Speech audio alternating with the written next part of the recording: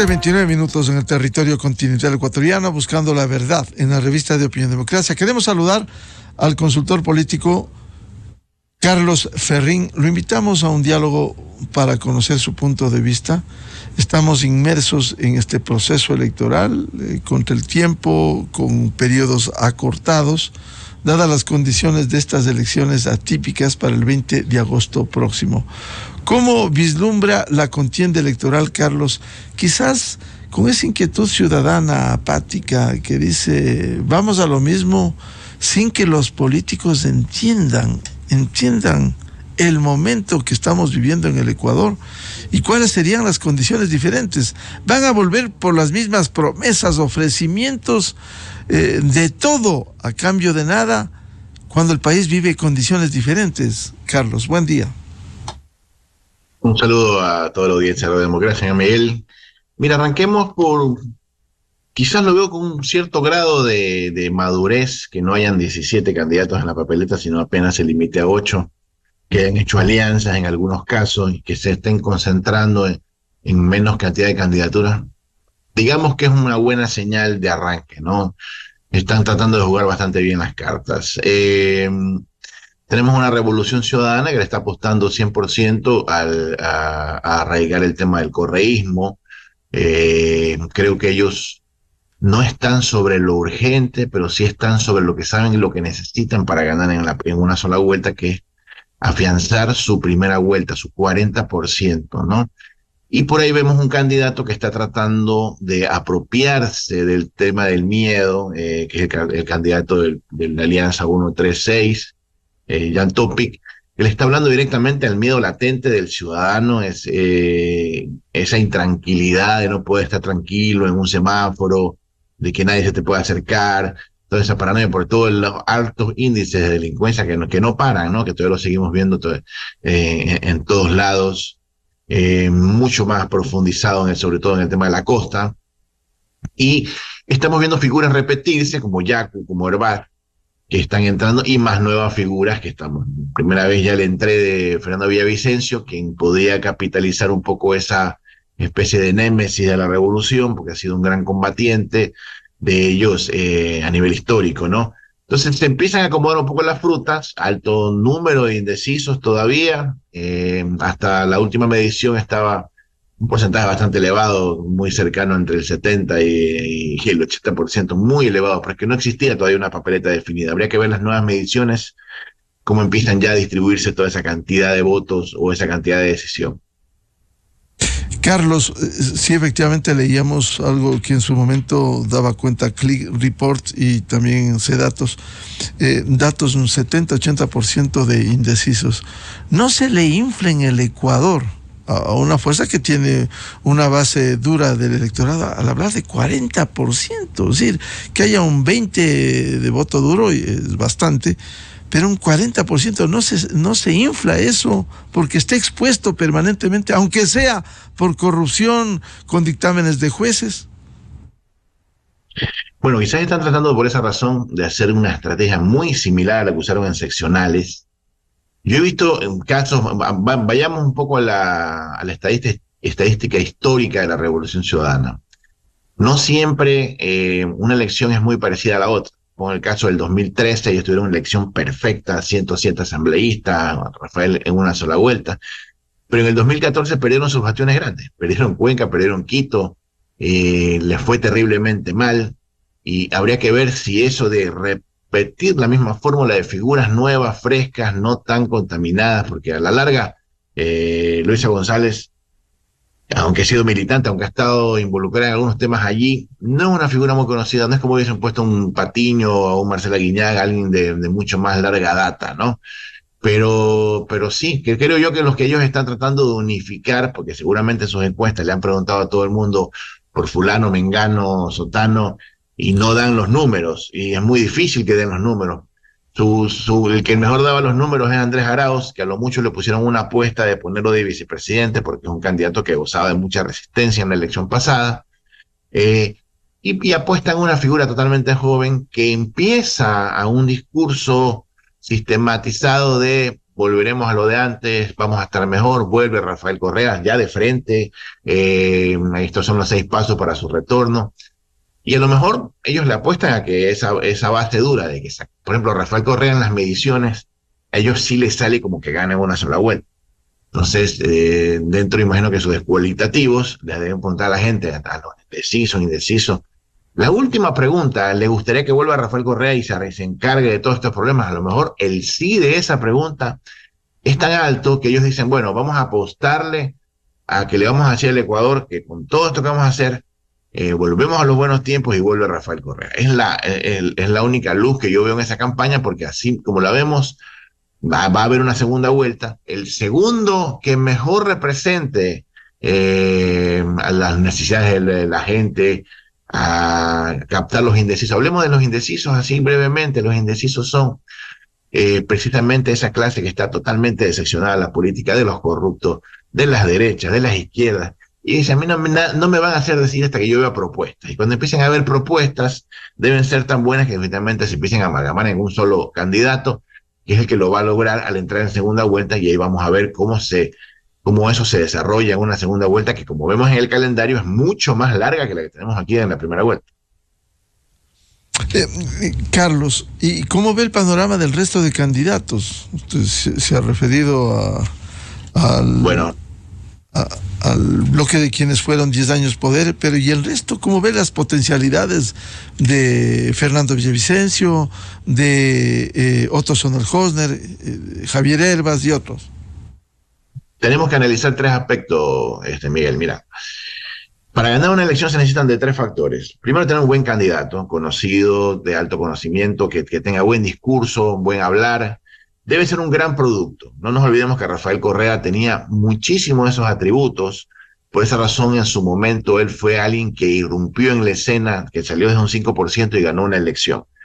El segundo debe ser su vehículo, ¿no? Y su vehículo, estamos hablando de su partido político. Entonces tenemos que ver ahí qué partidos políticos en el ranking de mejor estructura y mayor cantidad de GATS conquistados están. Entonces estamos viendo ahí una serie de partidos. Pongamos un gran vehículo a la Revolución Ciudadana, obviamente. Jan Topic tiene un gran vehículo, a pesar de que dicen que no le fue bien en la última elección, tiene una gran cantidad de alcaldías. Está el Centro Democrático, que también ganó una buena cantidad de alcaldías, no la que ellos hubiesen deseado. Y bueno, la lista 3 no tuvo esa cantidad, pero igual representa una cierta base histórica mucho más antigua de la política. Y ahí para abajo estamos viendo candidatos que, por ejemplo, Daniel Noboa contiene lo que es y el tercer factor, para cerrarlo, debe tener capacidad económica. Sabemos que los Topics tienen capacidad económica, la Revolución tiene capacidad económica, perdón. Daniel Noboa tiene capacidad económica, aunque carece de los otros 2 elementos. Y ahí hacia abajo tenemos a Otto Sonnenhösner, que dice que es un poco más modesta su campaña, va a entrar con un partido que es un vehículo completamente nuevo, que se lo ve que se está organizando de a poco. Creo que también se le suma, y así sucesivamente. Empezamos a ver hacia abajo, por ejemplo, Fernando Villavicencio tiene conocimiento, tendremos que ver cómo le funciona el vehículo, de ver con esas alianzas que él tiene a nivel de pequeños movimientos, entre esos el de María Paula Romo, y así sucesivamente es la capacidad económica que ellos tienen, ver cómo se despliega eso. Yo creo que eso es lo que va a definir un poco cómo se empiezan a mover los candidatos hacia arriba. ¿Y Javier Herbas cómo lo ve? Que entra en estas condiciones, consigue un movimiento, lo auspician y vuelve. Quizás su ambición es llegar a la presidencia en estas condiciones. Digamos que Javier es un muy buen producto, fue uno de los pocos perseguidos políticos del régimen actual, por así llamarlo, porque también fue metido en la escena por un tema de impuestos, que luego él salió bastante bien librado. Yo creo que es un gran producto como candidato. Capacidad económica, imagino que la tienen. Habría que ver su vehículo electoral, si es lo suficientemente fuerte. ¿Por qué es importante el vehículo electoral? Imagínate bajar en un recinto bastante alejado de las grandes ciudades. Tienes que tener en ese momento, obviamente, territorio, una base de un alcalde que te esté moviendo ciudadanos hacia tu tendencia, que esté haciendo buena administración local. habría que, habría que analizar también esos aspectos, ¿no? Si él tiene a lo mejor un músculo por ese lado, porque ahí tendrías que apelar a tener un excelente discurso apegado a lo que son las necesidades actuales. Sabemos muy bien que las necesidades actuales es el miedo. En ese aspecto, de acuerdo a esa alineación, los 3-3 que yo veo ahí, veo a Jan Topic y veo definitivamente a la Revolución, que aunque su candidata no es muy conocida, son muy buenos a nivel de posicionamiento. Vamos a ver cómo lo logran en este tiempo. ¿Y Yacu Pérez cómo lo ve? Jaco Pérez siempre es una gran sorpresa, perdón que no lo haya nombrado, porque él es, yo creo que es una figura bastante disruptiva por su esencia, su originalidad, cae bien. Alguna vez en un foro, en un buró, dijeron, bueno, él pertenece al sector indígena, pero tiene mucho de ese otro lado que genera confianza. Y ya vimos que Pachacuti a última hora se quiso subir, aunque yo no creo que ya no logró hacer una alianza, va igual a impulsar sus votos hacia allá. No le perdamos la vista, porque él siempre genera un poco ese crecimiento y pudiese a lo mejor traccionar bien hacia arriba. Carlos, ¿y qué decir de los políticos hoy, algunos candidatos que aparecen solo en campaña? Déjeme decirle, me gustaría saber qué dijeron Javier Herbas, el propio Yacu y el resto de candidatos, John Topic, cuando aquí el país estaba en vilo por la actuación de una asamblea desestabilizadora, un ejecutivo débil, que finalmente terminó con la muerte cruzada. Así están ausentes. Cuando ya se produce la disolución de la asamblea, ahí sí reaparecen para decir, aquí estoy y puedo ser candidato, le puedo servir al país. ¿Por qué estos políticos en general no dan la cara y se muestran bien ante el país frente a problemas complejos como fue ese momento, la disolución de la Asamblea Nacional y las amenazas de un Leonidas Issa de incendiar el país? Es decir, ¿por qué los políticos, estos candidatos que aparecen solo en campaña, en un proceso, y no aparecen permanentemente en defensa del Ecuador?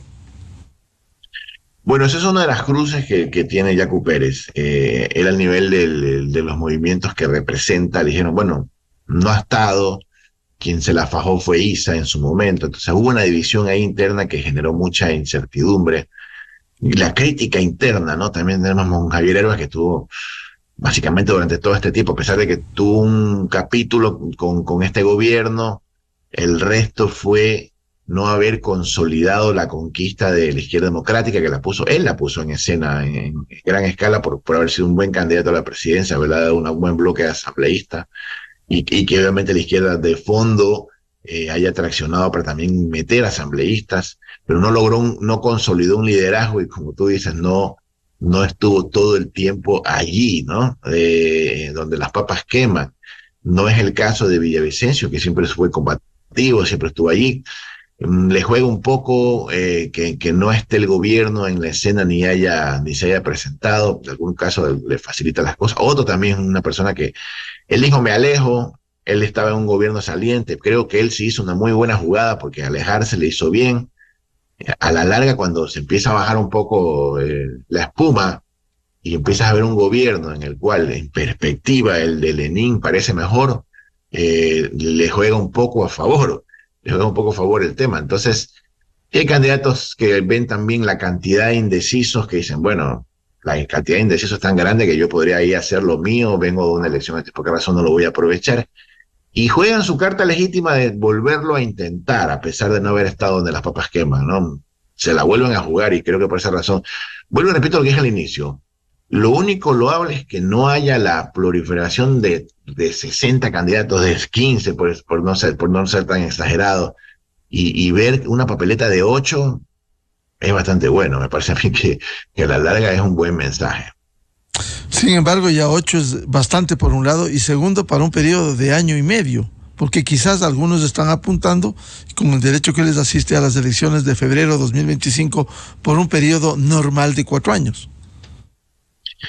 Bueno, ahí hay una especie de disyuntiva que seguramente la tuvo el correísmo sobre todo.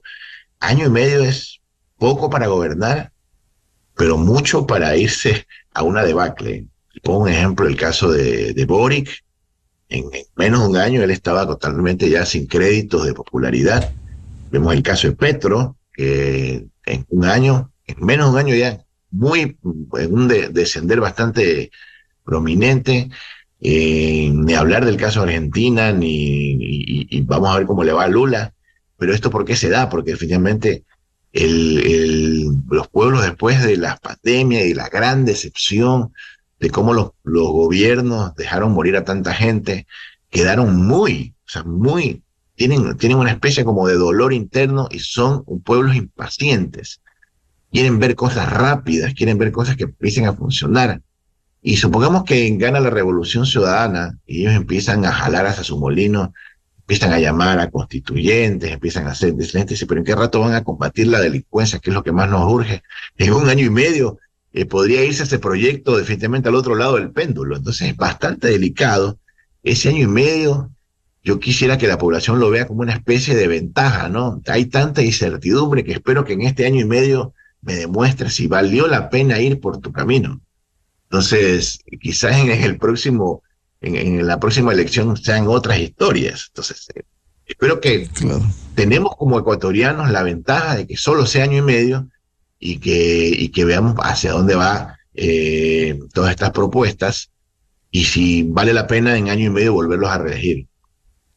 Claro, lo que dice Carlos Ferrín, sin embargo, ese año y medio para algunos les importa poco el Ecuador, el combate a la delincuencia, el crimen organizado, sino tomarse el poder y allanar el camino para sus objetivos perversos de la impunidad. Es decir, está absolutamente claro, se podrá tomar conciencia en el Ecuador de eso, que solo buscan el poder para sus apetitos y no para beneficio de la gran mayoría que sufre problemas como el desempleo. Bueno, eso pudiese ser enmascarado en una especie de narrativa de volver a lo que estaba mejor. Ya lo hemos visto y les ha funcionado de alguna manera, ¿verdad? Eh, Creo yo que tendrían que hacerlo a dos canales, o sea, brindar soluciones en tiempo real para que no suene a que solo se dedicaron a servirse del poder como usted dice, llegar a sus objetivos, pero no es tan fácil. No es tan fácil porque imaginémonos que para lanzar una consulta popular, para llamar a una constituyente, el pueblo en esa consulta diga que no de entrada. No, no, queremos que efectivamente primero atiendas nuestros problemas y luego hablamos de esa consulta. Y ahí terminó un poco el juego, ya no hubo más. Entonces, yo pensaría que el no se lo puede pelear en esa consulta, ¿no? Entonces, no está tan fácil, tendrían que ellos tener bastante claridad en el tema, y por esa razón yo veo con mucha atención que los candidatos se empiecen a alejar de lo urgente. Y lo urgente en este momento, ¿qué es? Seguridad, porque ya no es una cuestión ni siquiera de economía, porque los que tienen trabajo, tienen un negocio, tienen un kiosquito, tienen que cerrar a las 4 de la tarde porque caída la noche se pone fea la cosa. Ahí es donde definitivamente la seguridad se pone por encima de todo. Y el cerebro reptiliano, no del ecuatoriano, del ser humano, ve a un tipo con una metralleta y va a decir, ese hombre a lo mejor nos va a terminar cuidando. Y en el día 20 de agosto va a salir a votar el miedo, va a salir a votar el hambre, va a salir a votar la desesperación y va a terminar la elección hacia donde lo que más le urge a la gente. La urgencia va a ser bastante importante. Ahora, siendo esos los problemas fundamentales como la inseguridad, ¿cómo pueden pegar discursos pegajosos, atractivos, frente a las angustias de los ciudadanos? Yo creo que hay que afrontar los miedos con lo que se llama la empatía, ¿no? Un candidato que refleje que va a cuidarte. O sea, por ejemplo, pongo un ejemplo más claro para que todos me logren, o para yo hacerme entender. Yo no tengo que decirle a la gente qué es lo que sufre, ni lo que padece. Eso yo ya lo sé. Yo tengo que transmitirle a la gente cómo te lo voy a solucionar. Y todos los candidatos deben ponerse sobre un discurso de cómo te voy a solucionar ese miedo. Supongamos que es el caso de la revolución. ¿Cómo traer de vuelta a Rafael o volver a los días de gloria te va a solucionar tus problemas de una manera inmediata, a priori, en pocos días? Y en el caso de Topic, que es el que se ha apropiado un poco del tema del discurso del miedo, sostener que adicionalmente a eso también tienes conocimientos, los que bastan para administrar este combate a la delincuencia, para generar luego empleo, generar luego mejor economía, etcétera, etcétera, etcétera, ¿verdad? Entonces, ahí hay una especie de disyuntiva en los candidatos. Cuidado, se ponen a tratar de hacer. Yo sinceramente esta elección no veo yo estas incursiones de bailar en el TikTok o vestirse de mujer. Hay que tener muchísimo cuidado, la gente no está en su mejor momento. De alguna manera la muerte cruzada les ha traído algo de alivio y lo ve como una especie de oportunidad de avanzar hacia algo mejor. La gente siempre va a querer algo mejor. Y lo que siempre repito es, la gente no solamente quiere que le combatas la delincuencia, o, o que te hagan obra, quieren las dos cosas. Entonces, por esa razón hay que tener bastante cuidado con los discursos. Claro, solo hablar el caso de un candidato que porque luchó en Ucrania, en Siria, ya puede conducir a un país que es muy diferente. Siempre pongo ese ejemplo. No veo en la guerra del CENEP en el 95 poniendo al mejor tirador de Fuerzas Armadas, a un suboficial mayor, a un suboficial segundo, a un sargento, dirigiendo la guerra, y no un estratega que domine el panorama, poniéndole frente al CENEPA, como fue en ese caso el general Moncayo. No veo eso, porque también esto requiere know-how, conocimientos de quienes pueden dirigir esto, Carlos. Mira, el otro día vimos un video de Jan Tommy que sobrevolaba la cárcel y decía, ya se les va a acabar la fiesta. Eso generó mucha incertidumbre por un lado, y en otros lados aplaudieron. Es como cuando el ser humano ve un video donde abaten a un delincuente. En ese momento se le olvidan derechos humanos, el pudor, todo. Dice, bien hecho. O sea, son casos en que uno piensa reptilianamente. Pero cuando se trata de uno a veces piensa, no, si me van a robar, yo peleo. O sea, uno tiene esas cosas en su cabeza que pareciera que son fáciles en el cerebro, ¿no? Pero cuando ya te pones a pensar a fondo, wow, hay un candidato que promete que de la presidencia va a desarmar las cárceles, ya te pones a pensar un poco, bueno, ¿y eso a qué costo, no? O sea, ¿será que esto se va a alborotar el panal? Entonces, yo creo que ese candidato debe tener bastante cuidado con ese discurso de hacerle entender un poco a la población cómo lo va a hacer, cuál es el vehículo en el cual no va a tener incidencia dentro de los civiles, y esa guerra de la que tanto hablan no genere bajas, ¿no? Es bastante delicado. Yo creo que el momento del Ecuador en este momento está buscando a alguien que solucione eso y lo demás. No solo eso, sino eso y lo demás. Habría que ver cómo vienen los otros candidatos con sus discursos. Algunos están buscando su espacio, por ahí están hablando de la economía. Este gobierno, el actual, se la pasó hablando de economía durante todo su gobierno y yo creo que no ha logrado capitalizar nada que se note como una especie de legado de lo que hizo. Muy difícil lo económico. Ni siquiera Rafael, siendo economista, se atrevió a tanto. Tuvo sus hitos como momentos de renegociación de deuda, pero no más. O sea, no es algo que cause a la gente. La gente le interesa mucho más su estómago, su trabajo, su metro cuadrado, es lo que yo siempre hablo, al metro cuadrado de la gente, ¿no? Que es lo que le está preocupando a ellos. Pero también con ese discurso duro contra la delincuencia, contra la inseguridad, ¿acaso no se va a la causa, no solo el efecto, que es importante, la causa que es la pobreza, que está conectada? Si uno va a Esmeraldas, ve esa conexión entre pobreza, delincuencia. ¿Eso no puede aterrorizar también a quienes están en esas condiciones sociales? Bueno, sí, pero por lo general cuando vienen desde abajo, de la necesidad, no pasa de ser un estruche, un robo con arma blanca, en un bus, o un peatón, que luego va a parar a la cárcel, ese estruchador que sale de la pobreza y allá termina de ser formado dentro ya de filas más duras, se convierte en un sicario, se convierte o pertenece a una banda mucho más grande. Es casi como una especie de proceso académico, ¿no? Pero sí es verdad que tenemos obviamente problemas mucho más macros que hay que atender. y que mientras no se los atienda, ese proceso académico no va a parar. Entonces, la pobreza te genera un nivel, pero no te genera todos los niveles. Los otros niveles los ponen efectivamente esas mafias las de que tanto se habla y las que hay que efectivamente arreglar, ¿no? Bien, a Carlos Ferrín, consultor político, muchas gracias por hacer este análisis en este proceso electoral y ojalá se ejerza un voto responsable en las próximas elecciones. Carlos, muy amable. Gracias a todos ustedes. Muchas gracias, muy buen día.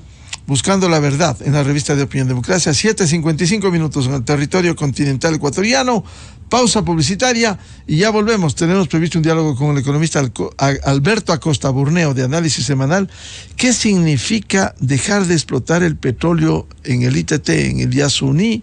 ¿De dónde van a salir las compensaciones si gana el sí en esta consulta atractiva por tema medio ambiente, tema biodiversidad?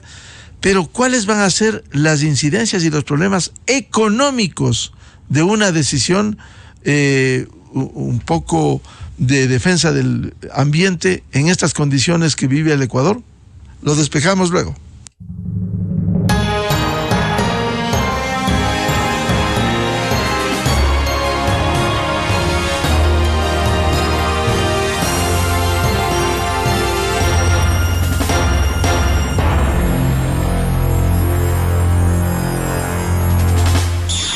Miguel Rivadeneira en la revista de Opinión Democrática.